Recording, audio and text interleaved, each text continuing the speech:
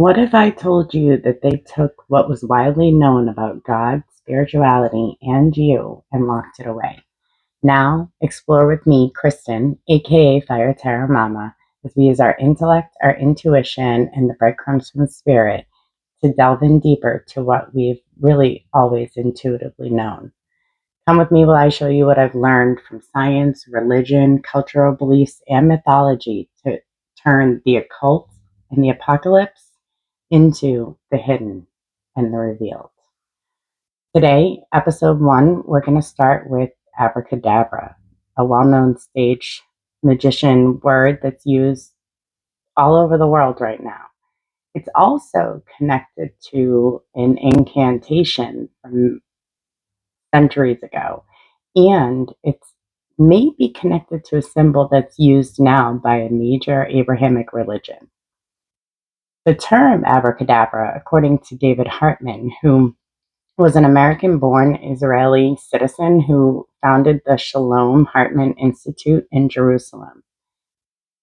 He was considered a cultural and historical expert for Judaism, and he was a philosopher of Judaism. It's postulated that he may have said something about abracadabra while he was doing his teachings at the Institute because he absolutely rejected Judaic mysticism. So he was probably using it to report that it was, in fact, Jewish in root, Aramaic specifically in root, but not to use it essentially. However, in 1990, he wrote a book called Conflicting Visions, and the original cover art will blow your mind at the end of this episode. But before that, a little about abracadabra, okay? Abracadabra was first known to be spoken of around the 2nd century AD in a medical book called the Liberus Medicinalus, okay? It was written by a 2nd century Roman author, and he prescribed that abracadabra be written over and over, dropping one letter from each line in an inverted triangle upon the body to funnel disease away from the body.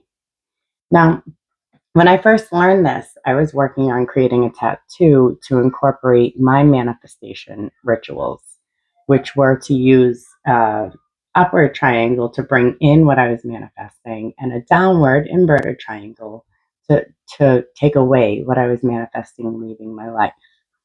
Because in spirituality, we know that triangles and pyramids are known to amplify energy. Um, so I went about researching how to build my tattoo. And when I was drawing it up and looking around, I noticed that one of my drawings actually looked like the Star of David, a hexagram, a six-pointed star. Okay. Um, After doing some digging, I stumbled across how abracadabra would be written in inverted triangles to remove illness from the body. And I was hooked. Okay. Could abracadabra and the Star of David be related? Could abracadabra have much older roots? And were there cultures that used the upwards and inverted triangles in their spiritual practice?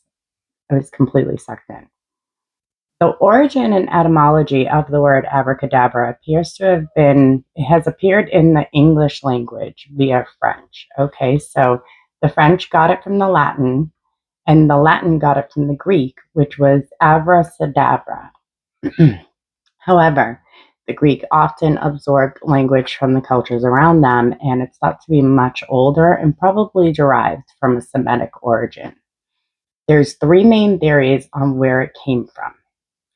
First, from the Aramaic abracadabra, which is I will create what I speak, a Chaldean abacadendra, meaning perish like the word, which would be the opposite, and a combination of three Hebrew words, ha, brasha, dabara, meaning speak the blessing. There's also an idea that it was two different incantations. Both are considered to be Aramaic, derived from Hebrew. Abracadabra and Abba Cadabra. Avra, according to my source, means I will destroy and is derived from the Hebrew avad. And Cadabra is derived from dabar, meaning to speak, word, or command. The second term, abracadabra, is the opposite meaning. Abra being derived from the Hebrew bara, meaning I will create, and again, dabar, meaning speak, word, command. So abracadabra was to remove or destroy something, and abracadabra was to manifest something. The triangle would have been used to amplify or project the desired outcome in mysticism.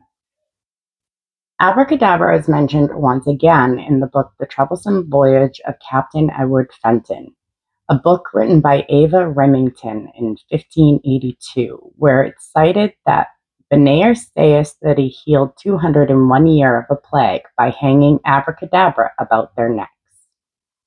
It was again mentioned in 1722 book by David Defoe, The Journal of the Plague Year. At this point in history, mysticism and their practices were being pushed out of mainstream religions, and they were even deemed evil, okay? And the change in tone regarding the use of abracadabra is noted. Defoe observes, people deceived, and in this, wearing chains, philters, exorcisms, amulets, and I know not what preparations, to fortify the body with them against the plague, but was but a kind of possession of an evil spirit, and it was kept off with crossings, signs of zodiac, papers tied up with so many knots, and a certain words or figures written on them, as particularly the word abracadabra, formed in a triangular pyramid. So it has persisted throughout time. Now, mainstream Judaism doesn't claim abracadabra. In fact, more often than not, they distance themselves from it altogether. But the word linguistically links back to their language, and Judaism is one of the many cultures using the combination of triangles, the hexagram, to represent their spiritual power. In Judaism, two interlocking triangles resulting in a hexagram or six-pointed star has been referred to as the Shield of David, the Star of David, or sometimes the Magen of David. According to multiple sources, it began to appear in Jewish artifacts somewhere around the Middle Ages. In the reign of King Charles, or Holy Roman Emperor Charles IV, he allowed the Jewish community in Prague to carry a flag, and they had been previously very, very oppressed. So they chose the Star of David and then started to backwork on how it linked back to the House of David. Okay. And then in 1897, the Zionist movement took it and put it on their flag. In Kabbalah, it stands for God, Israel, and the Torah. It's also identified as God and the people, or the seven virtues. The author of the article, The Story of the Star of David, Sharon Cohen, reports that it was only during Charles IV's reign and after that it became distinctly Jewish. Gershom Scholem, a German philosopher and historian who is considered an expert in modern academic study of the Kabbalah specifically, claims the Star of David was not originated in Judaism in any way. It's first found on a Jewish seal around the 7th century BC in Sidon. Sidon was a port city in modern-day Lebanon. However, it was within the borders of the land that was decreed to Asher, but Asher never got into the land that was decreed for Asher because they hadn't conquered the Canaanites or slayed the Canaanites at that time. In Jesus' day, Sidon was considered synonymous with the city of sin and wickedness. Okay, Queen Jezebel was from Sidon. They exported the materials to build both temples, so they were the major exporter of the temple for both times it was built. From the 7th century BC to the 3rd or 4th century AD, it's noted to adorn synagogues alongside other symbols that are known to be considered mystically powerful, but not of Jewish origin. Okay. In Islam, the hexagram is known as the Seal of Solomon. Solomon and the biblical son is the biblical son of the king of David. It was on mosques and Islamic symbolism and mysticism up until 1945. Prior to 1945, the Moroccan flag featured the Seal of Solomon / the six-pointed star. However, in 1945, it was changed to a pentagram due to newly created Israel. Okay. After 1945, it slowly disappeared from the Islamic world, likely because of the creation of Israel. It's been used in medieval churches and on coats of arms throughout history. It's also found in India and has been for thousands of years, longer than it's been associated even with the Middle East region. Ancient Buddhist temples used the six-pointed star to achieve peace and harmony. In Hinduism, it's a symbol of the union between divine masculine and divine feminine. It represents a child, a son, who came from the union between Shiva and Shakti, and is considered a symbol for the source of all creation. The Chinese use hexagrams within the I Ching. The I Ching has been used to predict the future since 1000 to 750 BC. And sorry, I got lost there. And the Israelites, for comparison, didn't become monotheistic until released from Babylonian captivity, which is about 200 to 500 years later after the Chinese I Ching used hexagrams. In Japan, the Shinto temples have hexagrams decorating them and are being used as patterns for tiles and baskets as well. Shinto practitioners consider it Japan's indigenous religion, having come from the Bronze Age. The first evidence of symbols related to Shinto are dated back to about 300 BC. In alchemy, the upright triangle symbolizes water and the inverted symbolizes fire. It represents harmony between opposing elements. In the Bible, the Song of Solomon, chapter 8, speaks of a signet or a seal, which seems to echo this concept. Wear me as a signet ring on your heart and as a ring on your hand. Love is overpowering as death. Devotion is as unyielding as the grave. Love's flames are flames of fire, flames that come from the Lord. Raging water cannot extinguish love, and rivers never wash it away. Fire from the Lord may indicate the inverted triangle on his seal or signet ring, and the water or rivers could signify the upright triangle. This also seems to echo being likened to love, the concept of divine union between masculine and feminine energies.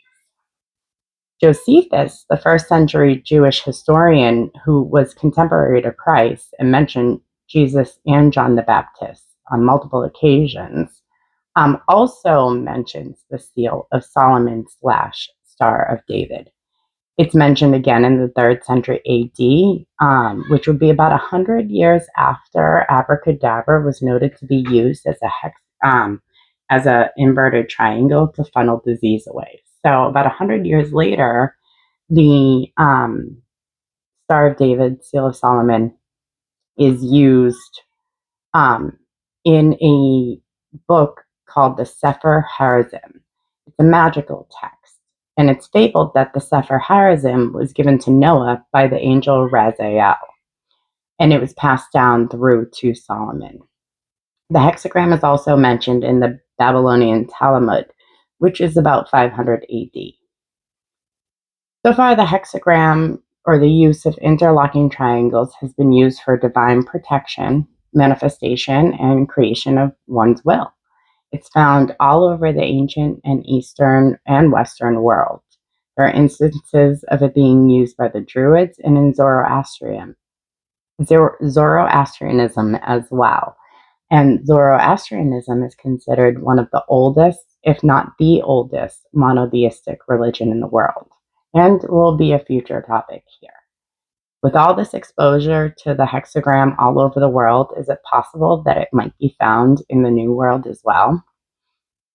Well, according to Dr. Asher Etter, who published The Star of David in English in Jerusalem in 1987, he reached out to a society of Native Americans to ask that exact question. He quotes the response in his book.